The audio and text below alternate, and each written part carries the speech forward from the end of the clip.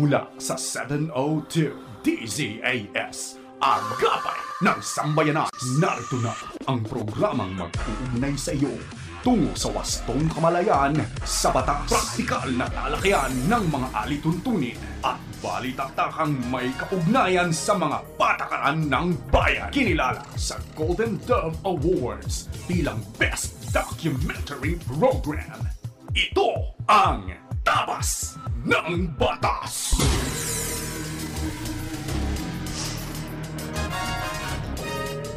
Isang magandang Sabado ng umaga sa iyo na nakikinig sa anumang bahagi ng Pilipinas, Luzon, Visayas, Mindanao at sa iba pang bahagi ng mundo. Marhay na aga sa inyo namin nakikinig diyan sa Bicol Region sa pamamagitan ng CARE 104.3 The Way FM. At diyan naman sa Zamboanga City na nakikinig via 1116 DXAS Radio Comunidad Buenos Dias. At magandang umaga rin sa ating mga listeners sa 1062 DXKI, your friendly voice sa Coronadal City. Gayon din sa ating mga kaagapay sa 1197 DXFE Davao. At sa mga narito naman sa Metro Manila na walang sawang nakatutok sa atin tuwing Sabado ng umaga, happy listening po sa inyo. Kami ang inyong mga kakampi sa batas. Ako po si Attorney Chona Cruz Gonzalez. At ako naman po si Attorney Jeremiah Belhica. Ito po ang iyong programang Tabas ng Batas dito po sa 702 DZAS FEBC Radio TV. Miyembro po tayo ng kapisanan ng mga broadcaster ng Pilipinas na pakikinggan at napapanood sa ating pong Facebook at YouTube channels ng 702 DZAS FEBC Radio TV at sa Channel 185 po sa Signal TV sa pakikipagtulungan naman po ng GCTV. At tayo ay sinasamahan pa rin ng ating cute crew na sina Absidi Ferrer Tabua, Phil Lagtapon, Lourdes Magtunaw, gayon din si Miss Ming Katiangco, at ang ating Protex na sina Benjo Morano, Reggie Villena, Nathaniel Peralta, Jonathan Reyes at RTV na sina Eileen Valdez, Wenmark Balatukan, Angelica Kalayag, Bong Chica, Jabez Mancio at mga kasama natin sa Bukawi Transmitter site. Sa punto naman ito, nais naman natin pasalamatan ang mga ating mga kaagapay na patuloy po nating nakakapartner sa ministry po ng FEBC. Sa tulong po ng Panginoon sa inyo pong support ay going 77 years na po nating naibabahagi ang tama at mabuting balita ng ating Panginoong Hesukristo. Sa mga nais naman pong maging kabahagi ng ating pong ministeryo, maaari po kayo mag-message sa ating pong Facebook page ng 702 DZAS FEBC Radio TV or bisitahin nyo na rin po ang amin pong website sa donatenow.febc.ph. Yan po yung one word, no? donatenow.febc.ph para sa iba pa pong mga detalye. Pero bago ho kami magpatuloy sa aming pong napakagandang diskusyon, no? At syempre, pag-uusapan pa rin natin ang pagpapatuloy ng ating election primer. Pero sa ngayon ay pagkaing pangkaisipan po na tayo.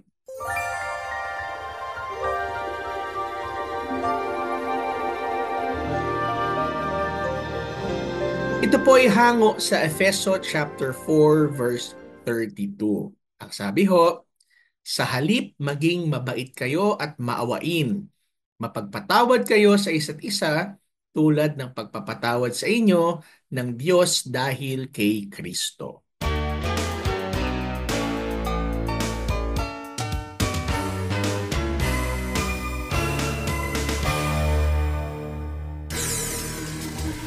Kayo po ay aming inaanyayahan na makibahagi sa ating diskusyon ngayong umaga. Kaya kung meron pong komento, lalo na dito sa ating espesyal na edisyon na ito, no, magpadala po kayo ng inyong katanungan sa pamamagitan ng ating Facebook page, ang Tabas ng Batas FEBC. Sa pagbabalik po ng Tabas ng Batas ay tutungo na tayo sa ating special na programa kung saan tatalakayin pa rin natin ang mayroong mga bagay na kinalaman sa halalang. Kaya, wag ko kayo maglilipat ng istasyon, kami po ay magbabalik kaagad sa ilang sandali lamang. Tabas ng Batas!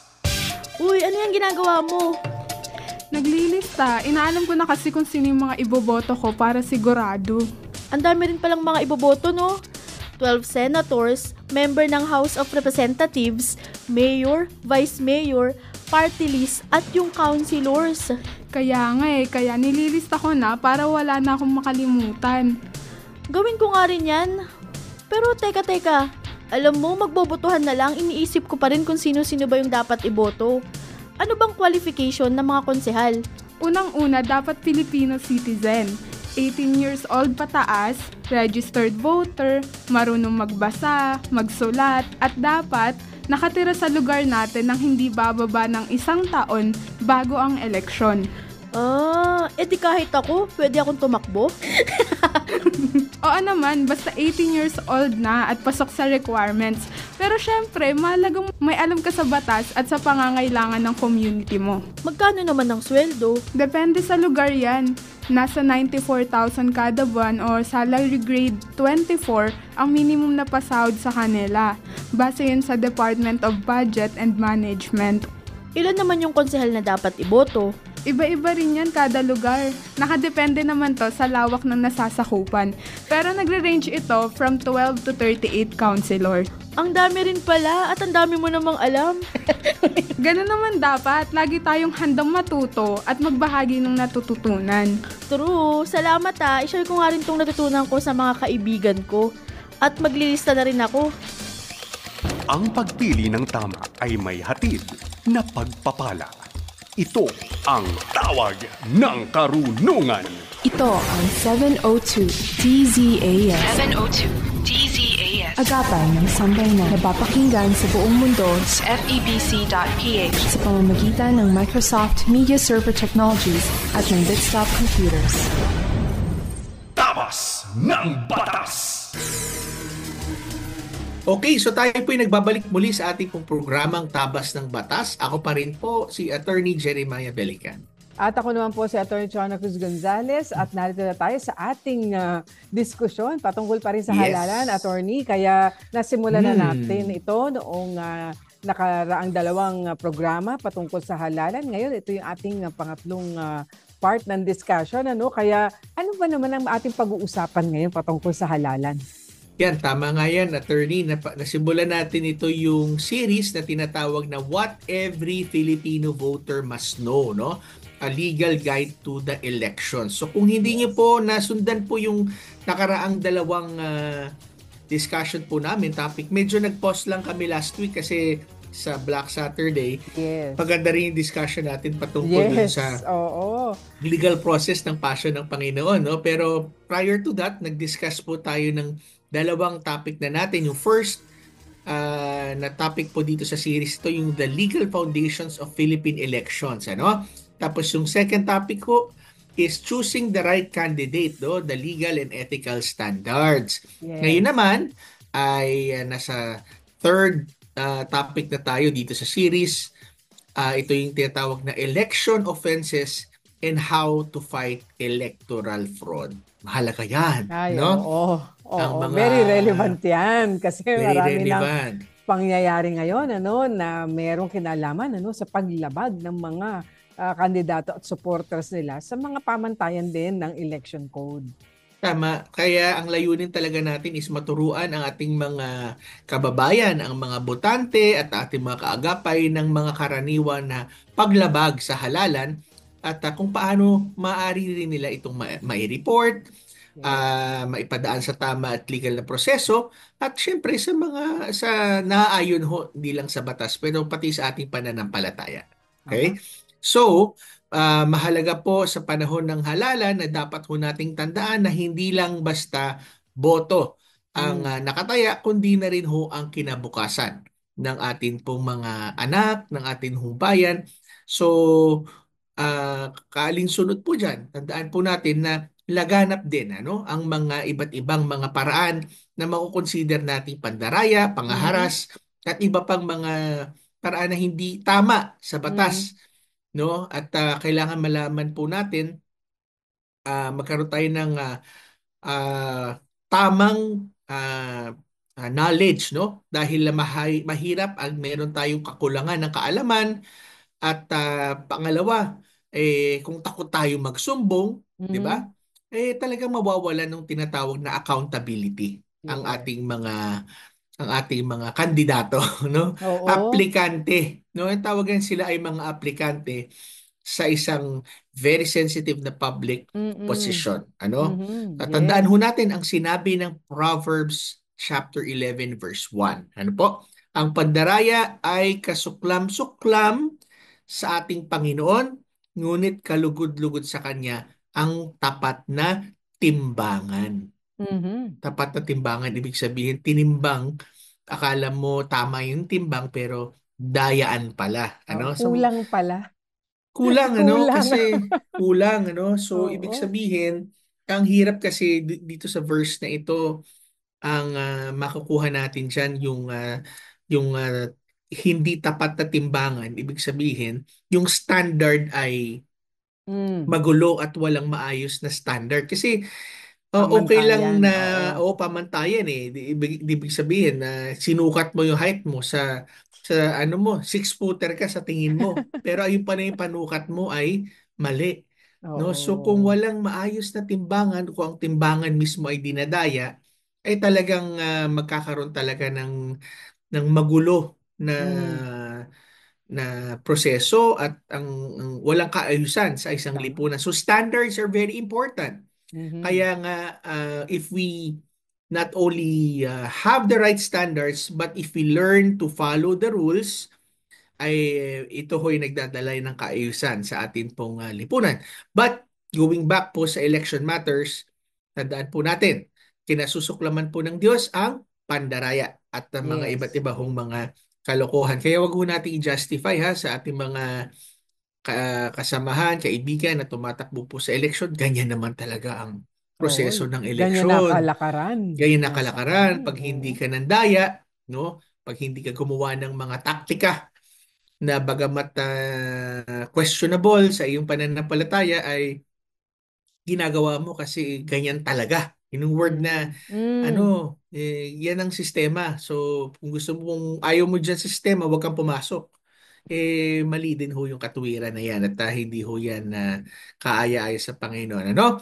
Kaya ho, tandaan ho natin, meron hong mga ah, offenses, no? Meron hong Mm. mga maling Paglabag. pamamaraan na Oo. paglabag sa halalan. Ano po? Oo. So, Dito, unahin na natin, attorney. attorney, ano? Yes, oo. Ito, lagi natin naririnig na to, no? At Oo. marahil ay nakikita na rin naman sa balita, lalo na ngayon may social media, may nakikita rin tayong nakukunan ano, ng mga Mm. videos, maging nung mga nakaraang mga halalan. Ano nga po ba ito? Ito yung unang paglabag ano, sa Mm. halalan. Vote buying. At ang Yan. sabi nga ngayon, attorney, hindi na lang vote buying, vote selling na. Yan. Oo, Sa grabe. makatwid, kung vote buying, di ba, ang ating pananaw dyan, yung kandidato ang may Bumibili. inisyatibo, oo, na, Oo. na may action siya para kunin ang suporta mo dahil sa pamamagitan ng pagbibigay niya ng isang Mm. bagay na may halaga o pera mismo, no? Habang ngayon, Mm. pag vote selling, itong mga botante na, no? Ang nagbebenta ng kanilang mga Yan. boto. So kung legal basis po ng paglabag, saan pa ito pinagbabawal? Aba, meron pong provision. Ang Section 261 A and B ng Omnibus Election Code or BP 881. So Mm. meron po riyang malinaw na nakasaad kung saan ang pagbibigay o pagtanggap ng pera o Mm. anumang bagay. Anumang Yun. bagay. So malawak Yan. yan, Hindi lang attorney, pera. ah. Hindi Oo, lang hindi pera. lang pera.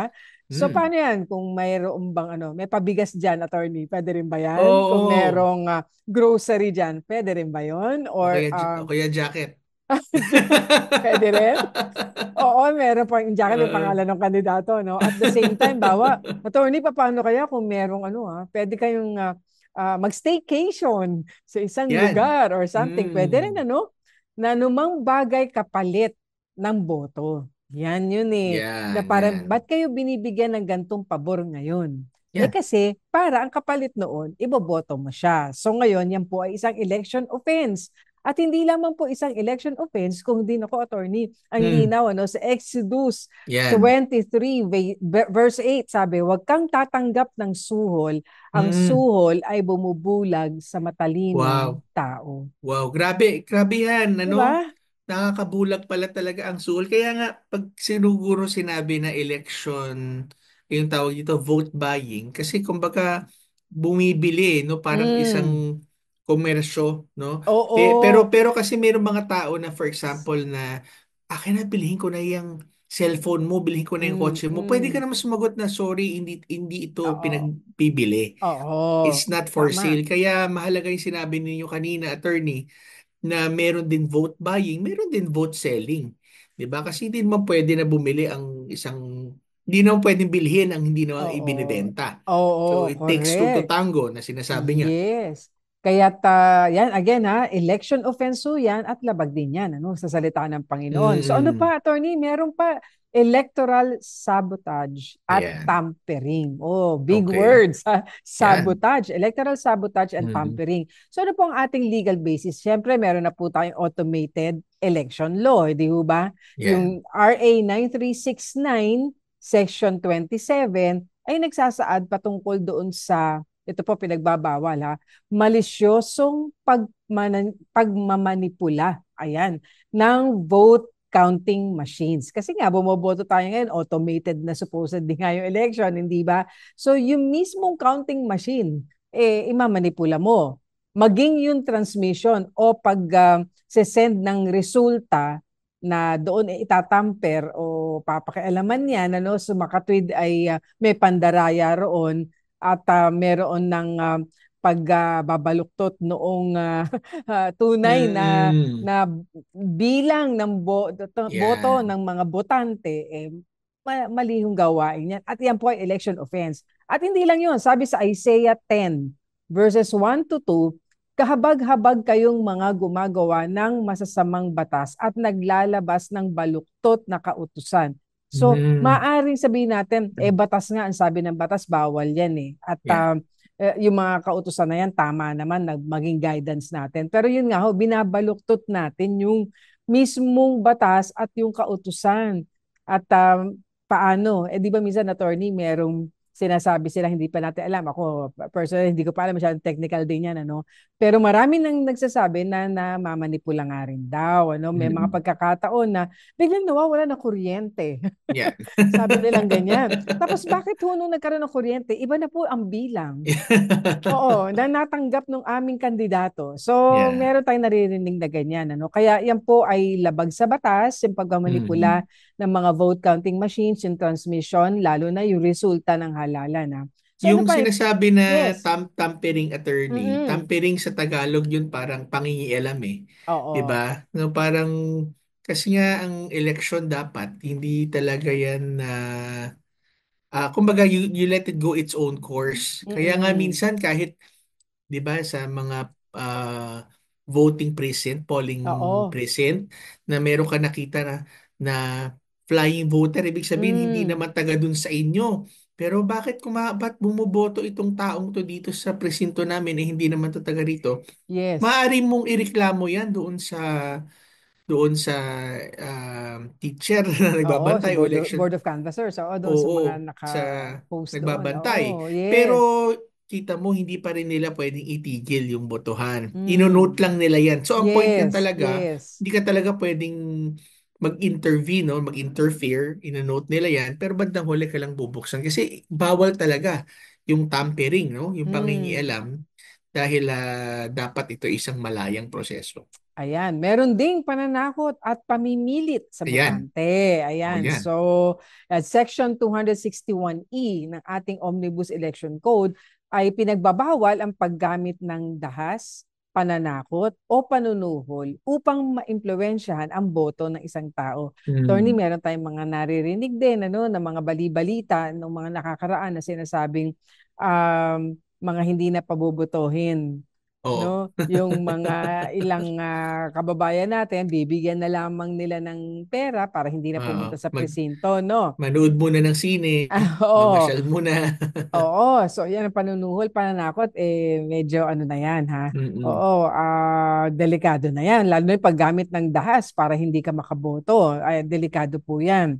At yan ay pinagbabawal ng ating batas, At gayon din ang banal na kasulatan, nagsasabi, Micah 6:8, Ang hinihingi ng Diyos ay mamuhay ng may katarungan at may Amen. kababaang loob. So, panawagan din natin ito sa lahat ng mga concerns, lalo na sa mga kandidato. Huwag po tayong mag-resort sa ganitong Mm. uri ng gawain dahil po hindi lamang paglabag ito sa batas, sa batas din ng Diyos. Nakikita tayo ng Panginoon no, sa lahat po ng ating mga ginagawa. Kaya meron din tayong pananagutan, hindi lang sa batas, kundi sa ating Diyos. At ngayon, attorney, eto Oo. napaka-relevant nitong Oo, mga timely. violations na ito, no? Patungkol sa diskriminasyon, kabastusan, Yan. at hindi makatarong ang pangangampanya. So ano-ano nga ba ito, attorney? Oo, ito yung very timely kasi may mga Mm, nilabas nga ang Commission on Election, ang COMELEC, yung tinatawag nila na Task Force SAFE yes. dahil may nilabas sila ng mga show cause order at Mm-mm. mga sulat naman sa ibang kandidato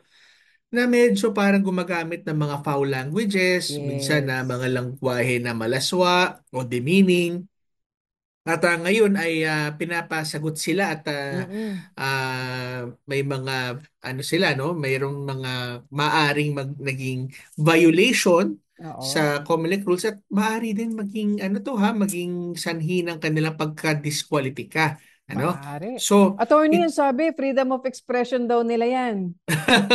yan ang Linawin mo nga yan. yan ang titingnan natin kasi ito yung sinasabi nila doon sa COMELEC Resolution number 11127 na supplement dun sa 11126 na tinatawag nila. Ito nga yung tinatawag na Anti-Discrimination and Fair Campaigning Guidelines ng COMELEC, no? Mhm. Ito ay kaalinsunod dun sa COMELEC Resolution sa Section 30 ng Fair Elections Act na kung saan ay nagsasaad na ang COMELEC ay maaaring maglabas ng mga guidelines kung Mhm. paano ang dapat maging conduct ng isang election Yes, at the yes. same time sa Section 261 naman paragraph E ng Omnibus Election Code ay nagpapakita doon ang maaring maging penalty kung sa mga bagay na naging discriminatory at ibig sabihin nakakasakit ho sa iba. So, ito po yung sinasabi ng resolution po dito na ang lahat po ng election-related activities ay kabilang na doon sa tinatawag po na safe spaces. Okay, Mm. so linawin natin ano ba itong safe spaces? Bakit Oo, space? ano ba yan? Hindi namang space yung space ba yung ay yung tinatawag na election sorties, Mm-mm. is yung online space. Kasi ito yung safe spaces, ito yung kaalinsunod dito dun sa Safe Spaces Act na tinatawag na naipasa sa Pilipinas na kung Mm. saan yung space of discussions and public discourse ang tawag nila doon spaces no kung yung sa Oo. mga lugar na kung saan ka nakikipagdiskurso ay hindi dapat ito sakit or nakakademean ano po Mm. dahil ikaw dinidiscriminate ayon sa iyong gender, ayon sa iyong trabaho, ayon sa iyong ethnicity at sa iyong Religious itsura, conviction. religious conviction. So Oo.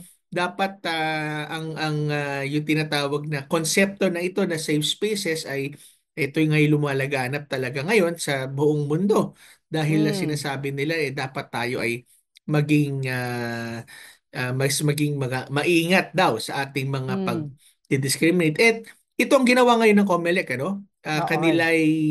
Kanilang inadopt no ang Yes. mga existing according to them no na nakausap nga natin na minsan nung ako'y ah, kasama diyan sa Oras na Pilipinas nakausap namin yung Oo. COMELEC spokesperson no at ang sinasabi nga na wala naman daw silang bagong inilabas Mhm. pero kinulit lamang nila at inapply nila sa election ang idea ng safe spaces. Pero may mga, ano ba ang mga pinagbabawal na kilos at mga lengguwahe dito? Yung mga Mm. bullying, dahil sa mga HIV status, yung mga Oh, yes. may Oo. sakit, yung mga child Oo. abusive Mhm. languages.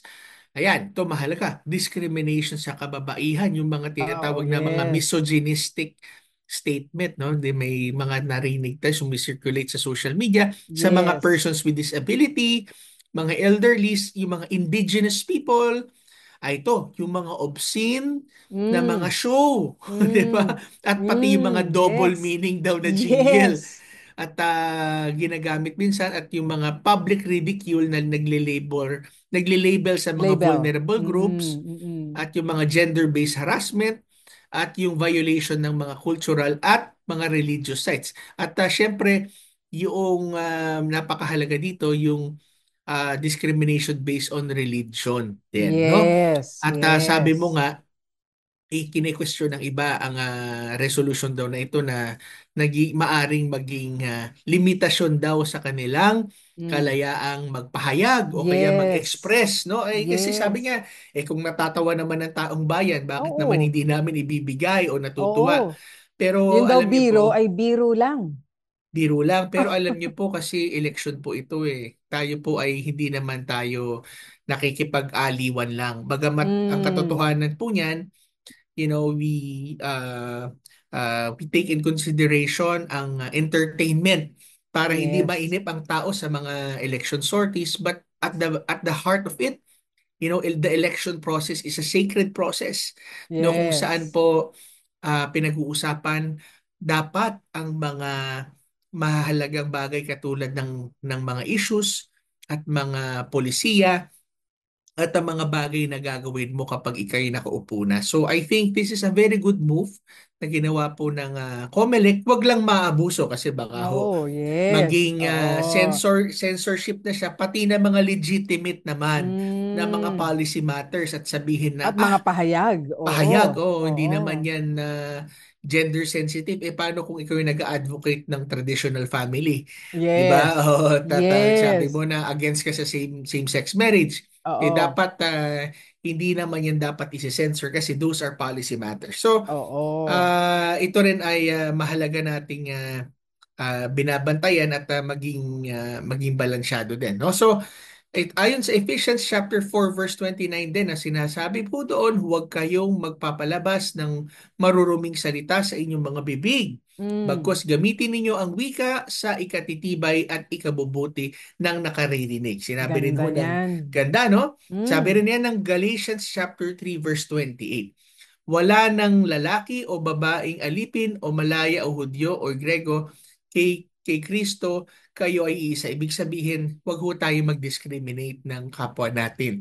Ano po, tayo lahat ay mahalaga po sa mata ng Panginoon. Kasi merong attorney na lumabas, no, Mm. na ibang mga campaign na medyo dun sa isang ethnic tribe o ethnic groups, na Oh, sinasabi yes. na kapag hindi kami ang nanalo dito, ang uupo dito sa atin ay ganitong ethnic group. Hindi nyo naman gusto yun, di ba? So medyo discriminating yun dun sa isang Oh. ethnic group, no?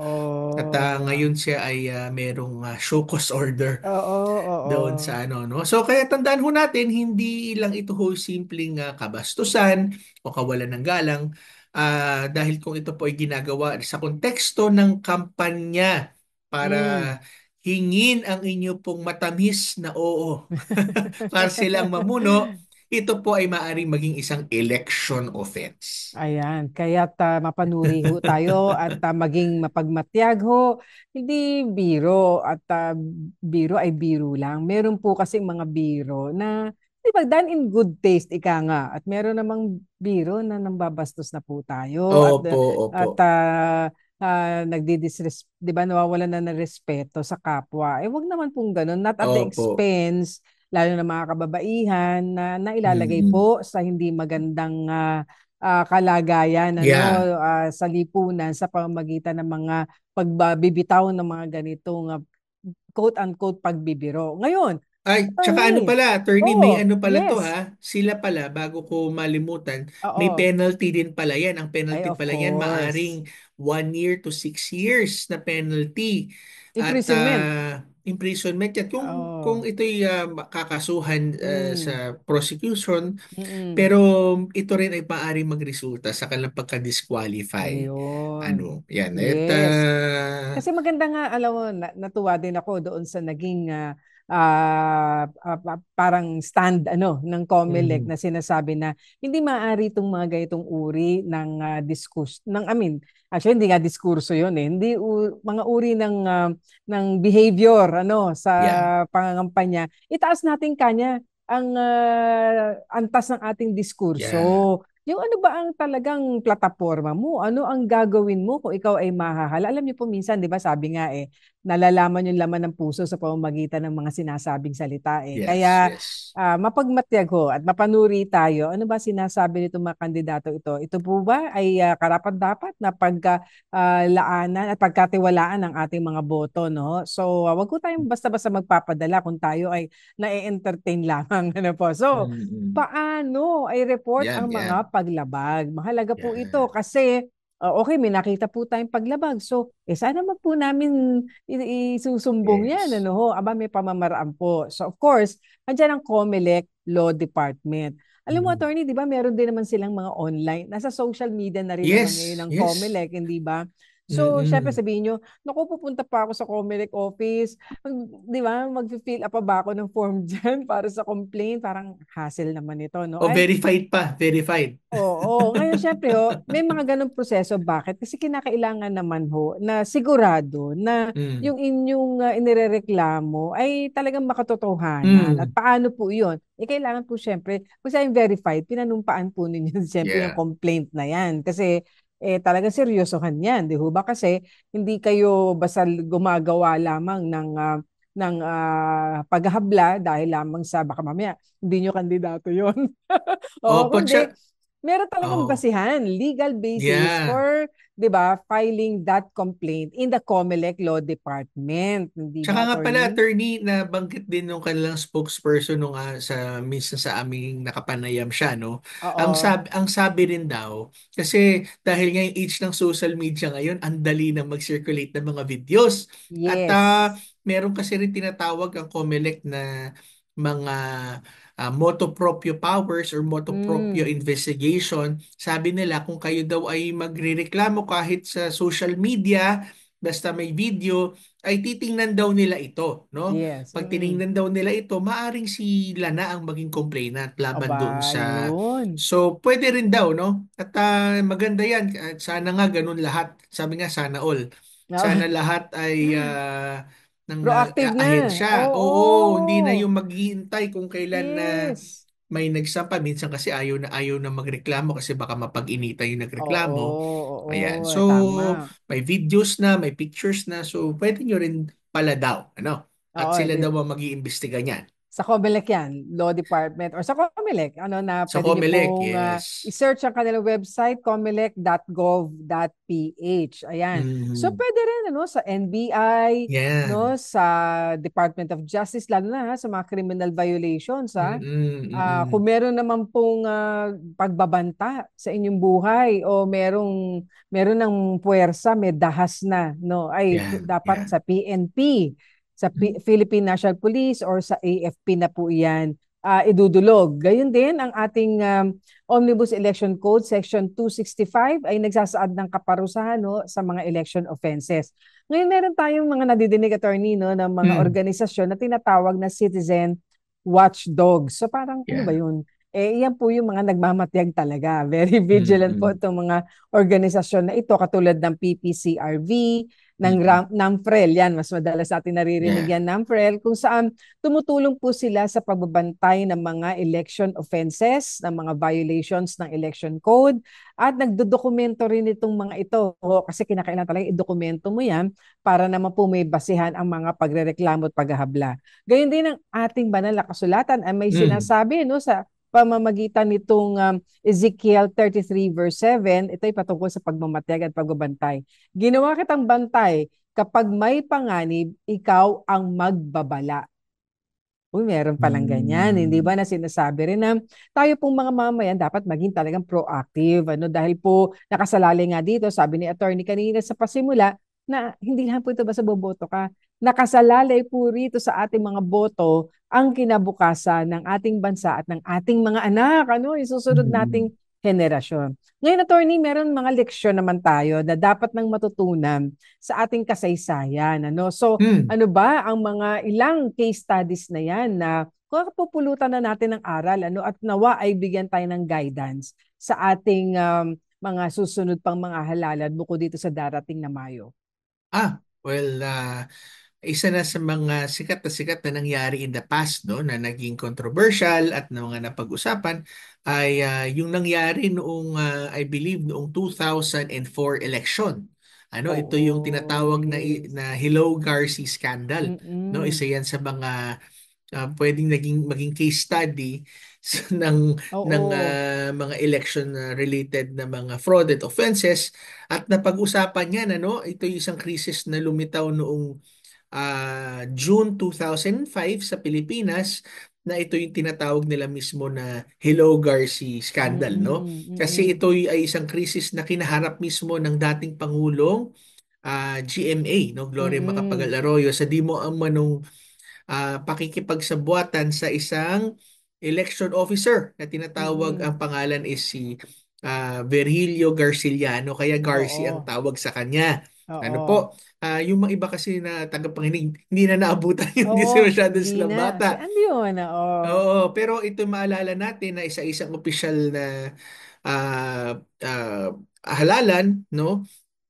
At may mga aligasyon na minamanipula daw yung halalan na nakipagpulong ang dating Pangulo. No? Lumabas yung kontrobersya sa paglitaw ng isang wiretap conversation. Oo, 'Di ba, sa yes, telepono sa yes. pagitan ng dating Pangulo at itong na si Director Comelec, Garciliano, Comelec. director ba siya noon? Oo, parang Commissioner ba regional o director. oo, Oo, oo. okay. At patungkol ito sa canvassing.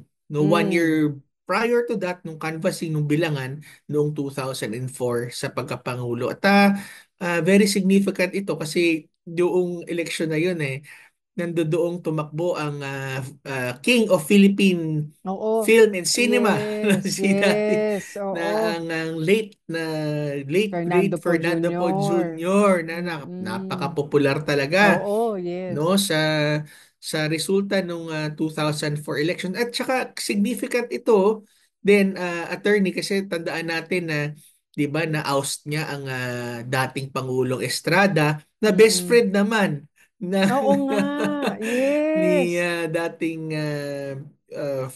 the King na tinatawag Oo. Fernando Po Jr. At sa resulta ng halala na yon, ang dating Pangulong GMA na who was running, actually hindi naman re-election kasi first time Oo, siyang yes. i-elect, kasi Yes. she took over as by succession as the Mm. vice president noon Mm. nung Yes. nawala ang Pangulong Joseph Estrada. Estrada. Mm-mm. At tinanghal nga na nanalo si dating Pangulong Arroyo ng 12.9 million votes laban sa 11.7 million votes ng ah, ah, ni Fernando Fernando Po po. Jr., no? Ayon sa Mm-mm. ah, dating direktor, no, ng NBI na si Samuel Ong, ang wiretapping conversation daw ay nagpapatunay daw ng pandaraya. Kaya nagkaroon ng problema kasi mahigit na 1 million ng boto daw ang sinasabi nilang Mm-mm. tinamper, no. So nagkaroon ho ng malaki pong itong usapan at ito na ang nagresulta sa very controversial na public apology. Naalala niyo yun, Mm-mm. Yes, yung I I am am sorry sorry. na humingi Yes. siya ng tawad sa sambayanan, bagamat without admitting na talagang nagkaroon ng dayaan, pero siya ay nag-apologize kung merong mga nasaktan at merong which actually fueled more, no? Oo. Oo. Nag-fuel pa na Nagkaroon ng more question kasi. speculations. Oo, nagkaroon Yes. ng question Oh. kasi na sabi nga nila nabahiran yung credibility ng Yes. election Election. dahil So, sa pangyayaring yan. yeah. So, ang Nawa ano niyan, matuto tayo dyan, attorney, no? kaya Huwag nang nga. maulit yung mga ganyan. Kasi So, yung ang epekto sa mga mamamayan, katulad ng sinasabi mo, nagkakaroon din ng social unrest eh. yeah. Yeah. Kasi nagkakaroon ng Kaya, question sa isipan ng mga tao eh. Na tama ba? mm, Talaga ito nga ba naging nanalong ganun nga. pangulo? Oo, Oo. nagkaroon. Kaya nga noong nagresulta rito sa pag-file ng impeachment complaint ng Ayan, dating yes. ng abogado na si Attorney Lozano, Mm-mm. ah, at sa Congress, pero Yes. ibinasura din ito ng lower house at that time. Pero alam mo, nag-hound talaga ito Mm. all throughout nung natitirang termino for the next Yes. 6 years, no? At Yes. naalala ko ang balo ng ang lumipas na rin na Oo. superstar din ng cinema si Madam Susan Roses, no? Doon siya nagbigay ng speech pa noon na Oo. election Not was stolen once, not but once, no? twice. So iyan ho ang ilan sa mga Oo. maaalala po natin na mga stories po at case studies at leksyon. Kaya ho after noon talagang mas lalong, I'm sure na mas lalong naging maingat ang mga tao sa Mm-mm. pakikipag-usap kasi accordingly ho sa kampo ng dating Pangulo ay ito ay pag pinakinggan daw yung discussion ay wala namang pag-uutos daw na ginawa na papanalunin, although sinasabi siguraduhin lang na Lamang. mapoprotektahan yung lamang, ganyan. So parang sinasabi na ito ay ano lang, call to ensure protection, ganyan. Pero kaya nga very critical ang trabaho ng COMELEC na hindi sila makitaan ng partiality, no? Kaya alam Yes. mo, attorneys, ang May ganitong anong tawag doon, attorney? Ano? Impropriety. oo, oo. Kasi po hindi dapat na sitting president ka tapos tumatawag ka sa opisyal ng Mm. gobyerno, 'di ba? Kandidato Asking. ka. Oo, Oo, kandidato ka kandidato. din, asking for, 'di ba, yung margin of Yeah. votes. Medyo, 'di Mm. ba? Nagiging Mm. questionable tuloy. Oo, lalo na kung ikaw ay nasa posisyon, ikaw ang presidente ng Oo, Pilipinas. So, oo. pero it goes not only for presidents, Mm-mm. sa isang mataas na pangulo, pero pati na rin yung iba. Kaya dapat maingat po tayo, maingat talaga po tayo. Bagamat ito yung sinasabi lang fruit of the poisonous tree kasi pinartap daw is Oh, bawal din. yes. Oo nga, issue nga yan. So, hindi siya Oo. admissible in court pero ang nangyari hindi naman daw final sa korte. Pero ito daw ay ginawang public spectacle naman sa Oo. pagdinig sa Kongreso at sa Konseho. At marami pa ho, no? At isa Oo. pang At saka ah, Attorney Long, madagdag lang natin na oo, bagamat lumabas nga sa kahuli-hulihan na nanalo naman ano at lamang yeah, naman si President GMA. Kaya nga lamang yun nga yung bang nagkaroon ng question. yeah, Yun yeah. lang ang naging Bahid na oo yun nabahiran. eh. Oo eh. So Oo. gano'n naman pala kumbaga lamang naman pala sabihin nanalo nga at naproklama nga bilang pangulo kaya lang nga hindi naging maganda para sa bansa din dahil nga sa isip ano ng mga kababayan natin medyo nagkaroon ng question doon sa Mm-mm. pagkahalal na yon. Tsaka ngayon ay maalala natin na meron din mga ongoing na iba't ibang Mm, mga investigation dahil may oo. mga local candidates at mga candidates for Congress ang Mm-mm. pinadalhan ng show cause order ng COMELEC Yes, para yes. magpaliwanag sa kanilang tinatawag nilang malalaswa at hindi katangi-tanging mga lengguwahe at Oo. mga double meaning na mga Mm, jingle mm, at ngayon ay sila'y kumakaharap no ng karampatang proseso mm, pinapasagot at yes. ito inaantabayan natin kasi this is a first no Mm, first na talagang maaring makaapekto rin sa kanilang kandidatura kasi syempre yes. sinasabi ng iba paano kung ma-disqualify itong congressman na ito, itong Oo. tumatakbong konsehal na ito, itong Mm, tumatakbong mayor na ito dahil dyan sayang naman yung boto ko so hindi ko na siya oo. iboto. Oo. So nagkakaroon din siya Oo. ng epekto ano at Yes, kaya yes. sana ma-resolve agad ito din ng COMELEC in time no para at least kung cleared sila o hindi makikita na agad ng taong bayan. Yes. At alam mo, napakahalaga, attorney, na Hmm. magkaroon ng malinis na halalan, honest, credible, ano, kasi nga po, mahirap yung merong mga question no, dito sa Yeah. mga mahahalal natin ng mga opisyal. Kasi tandaan po natin, sila po ay pagkakatiwalaan natin ng ating mga boto, sila po ay gaganap ng tungkulin na para irepresenta tayo gagawa ng mga pulisiya na makakaapekto sa atin. Kaya napakahalaga po kung sino yung ating ihahalal. At ito ay bunga din ng sama-samang at nagkakaisang mga botante na maghahalal ng tama, ano, at Yeah. ipapaglaban po natin yung katwiran, paglalaban po natin yung katotohanan, ano po, dito sa pagkakataong ito, at i-report din po natin yung mga dayaan at pang-aabuso. Ang sabi nga ng Proverbs 21 verse 3, mas mahalaga sa Diyos ang paggawa ng tama Amen. kaysa sa anumang alay.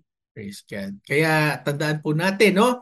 Tayo po ay magbantay, manalangin, at syempre bumoto po tayo ng naayon po sa kalooban ng ating Panginoon na taong competent, no? Sinasabi ho ng banal na kasulatan, katulad ni Moses, maghanap kayo ng mga tao na may kakayanan, taong may good repute. Sinasabi pa Yes. nga ang qualification niya ng mga ministro, a husband of one wife kung ikaw ay lalaki at kaya mo rin pamunuan ang iyong sariling pamilya. Ibig Oo sabihin, may naman, integrity tama. ka at ikaw ay nasubukan na ng Yes. community. At sinabi nga natin dyan, na lagi natin naririnig, na huwag mong hanapin ang pagbabago sa iba kung hindi naman nagsisimula sa ating sarili. Kung ang atin pong nagnanais tayo ng pagbabago, dapat taasan din natin ang ating antas ng pagpili. At tayo mismo ang kailangan magbago muna. Huwag tayo magpapakiliti lamang Oo. sa At saka, sa attorney, konting oo, bigay, sa entertainment. konting akap, sa konting Oo. ayuda, at sa konting aliw. Pero Oo. gawin ho natin ang tama po na ayon ho sa salita ng Diyos. Ang ganda nung sinabi mo, attorney, patungkol sa pamilya. Yun ang hindi Amen. natin tinitingnan, no? Yung bang, paano ba itong kandidatong ito sa kanyang pamilya? Paano Yes. pakikitungo sa kanyang asawa, sa kanyang mga anak? Kasi po, kung doon lamang sa pamilya, hindi niya mapamahalaan, Yeah. paano pa ho yan mamamahala sa lahat sa atin, di ba? Parang Yes. something to think about. Yeah. Napakahalaga po, tingnan po natin ang kanilang mga background din, no? Kung paano po sila sa harap ng kanilang asawa at mga anak. Kasi hindi ka makakapagkaila doon eh. Oo, Yeah. ikaw yun eh. Yun ang tunay na ikaw kapag ikaw ay nasa harapan ng iyong mga pamilya. Kaya maging mapanuri, lagi po tayo magmatyag at mapanalangin langinin. Ayan, kasi po, delikado ang mga panahon na ito. Kailangan po na maihalal natin yung mga tao na talaga may takot sa Diyos, talagang tatayo para sa katwiran, kabanalan at katwiran at maging hustisya, no? Na mula naman sa Panginoon. Amen. So, parang kulang yung oras natin. Oo nga, kulang nga. Tayo'y magtatapos na rito dahil po time is up, pero tayo ay nagpapasalamat sa pagkakataong makapagbigay ng serbisyo sa pamamagitan po ng pagbibigay ng mahalagang kaalaman sa halalan. Kaya ngayon ay tandaan ho natin, no, sa atin pong darating na mga panahon ay magpapatuloy po ho tayo na mananagot ho unang-una sa Panginoon at sa atin pong mga anak na darating. Kaya dahil dyan, attorney, siguro tayo'y dumako na rin sa Yes. ating oras ng pananalangin. Mm. Panginoon, marami pong salamat sa pagkakataong ibinigay niyo po sa amin that we could discuss these important things, Lord, sa amin pong bayan, sa darating na eleksyon. Salamat, Panginoon, na binigyan niyo kami ng kaalaman ngayon patungkol, Lord, sa mga election offenses. Yes, Lord, Lord. sa mga bagay, Panginoon, na dapat at hindi dapat gawin. Mhm. Pwede sa hindi pwedeng gawin. Pero Lord, we pray na beyond, Lord, sa pwede, beyond sa hindi pwede, Lord, that you would really change our hearts, Lord. Yes. That magkakaroon, Lord God, ng uhaw at gutong Panginoon sa iyo pong presensya, tunay na pagbabago, Panginoon, sa aming buhay na nagmumula, Panginoon, sa pagkakakilala, sa relasyon namin sa Yes. inyo, at sa iyong presensya sa aming buhay. Pagpalain mo pong aming bayan, Panginoon. Yes, Lord, lahat, Lord God, ng aming tagapakinig, Lord, ay tumimo po sa kalang puso ang aming pong mga napag-usapan at ang iyong banal na Espiritu, o Diyos, ang siyang mag-lead sa amin, Panginoon, sa darating pong halalan, maging matawasay, maging maayos, o Diyos. At Lord, ang iyo pong kalwalhatian ang siyang makita sa aming bayan. Sa iyo Yes, po Lord. namin ibinabalik ang lahat ng kapurihan at pasasalamat sa matamis na pangalan ng aming Panginoong Jesus. Amen at amen. Amen. Okay, salamat po mga kaagapay sa mga tumutok sa radyo, sa online, via Facebook at YouTube, sa Channel 185, sa Signal TV at sa GCTV. At syempre, maraming salamat sa mga nagpunta kahapon sa ating pong grand Hello Celebration. Fellowship celebration ng aming 20th year sa Tabas ng Batas at napakaganda po ng mga napag-usapan at marami din po tayong mga nabigyan ng mga sagot, tugon sa kanilang mga legal questions, no? At sa mga meron pa hong mga sa mga may katanungan pa po, no? At legal concerns, maaari ho kayo mag-message sa aming pong Facebook page sa iba pa ho natin mga social media handles. Kaya po, so kami po ang iyong kakampi sa batas tuwing Sabado ng umaga. Ako pa rin po si Attorney Jeremiah Belica. At ako naman po si Atty. Chona Cruz Gonzales na nag-aanyaya sa inyong muli sa susunod na Sabado sa parehong oras ating pilan. Kaya't lagi po nating tatandaan, kung uunawain at susundin, kakampi mo ang batas. Nais po naming makarinig mula sa inyo. Para sa mga kuro-kuro, mungkahi o mga bagay na nais ibahagi sa palatuntunang iyong napakinggan, sumulat lamang sa 702 DZAS, Agapay ng Sambayanan, 1 Corporate Center, 46th floor, Doña Julia Vargas Avenue, corner Meralco Avenue, Ortigas Center, 1605, Pasig City. O mag-email sa DZAS info@febc.ph.